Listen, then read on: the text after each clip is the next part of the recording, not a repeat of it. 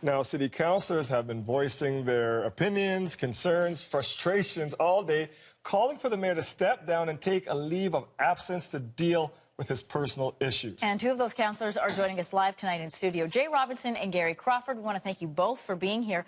First of all, let's talk about the latest news, this apology for admitting to smoking crack cocaine. Gary, start with you. Are you satisfied? You know, I was not expecting that answer. I thought that he would look at trying to get some help that I think we all need. And, you know, aside from that, you know, there's a frustration that I'm feeling right now that, you know, we got to figure out how we rise above this controversy and get back to the business. You know, I mean, it's just, I've had enough of it.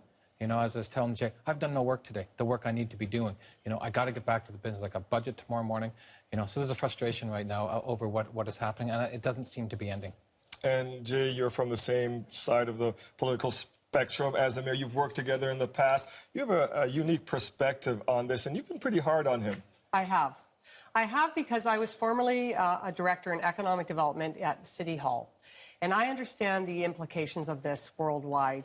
We have become really the talk of the town, but not in a positive way. Embarrassing. So it is. So I've worked in tourism and economic development before, and this is going to affect the tourism and economy of the city if we don't really deal with this. And so that's why for over 6 months I've been asking the mayor to step aside, take a leave of absence, and deal with his personal issues. And that's, I think, the best thing for the City of Toronto and for the mayor and for the mayor's family. Not satisfied at all with what happened today?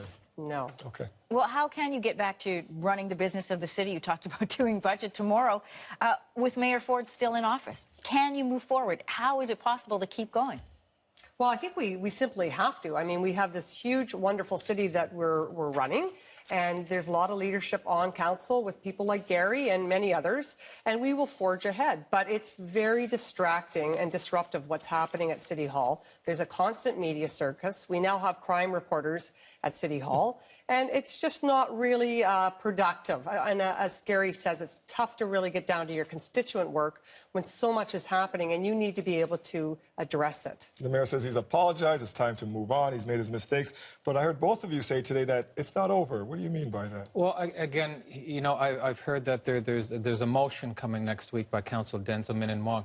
You know, I can support that. I haven't seen it yet, but I'm sure I can support that. It's going to ask for him to apologize. He's done that. It's going to ask for him to step down. Well, we have no ability or power for him to do that. So at some point, we have to go, what do we do here? You know, he's admitted he's not coming back, or he's not going to take a leave. We now need to get back to the business. And that's what we need to almost redouble our efforts. And again, there's 44 of us. You know, it doesn't matter where we come politically. We now need to figure out how we move the agenda of the city forward. Really quickly, because we do have to go. But do you think that this has humbled Mayor Ford? You'll see a different Mayor Ford, or has this empowered him? I think it's humbled him, but it's also, I think residents were really expecting him to step aside with this second announcement today. We had 2 announcements today, and the second one being really a non-announcement, because he really didn't say anything outside of, you know, the apology, what the details were about the various things that has been circulating in the headlines, the issues, the allegations, the criminal investigation. We didn't really get any details. So I think it's an unfortunate situation for the City of Toronto. And the City of Toronto will be watching you and the other councillors to see if we can get things back on track at City Hall. Thank you for your time. Thank you. Councillors Jay Robinson and Gary Crawford joining us.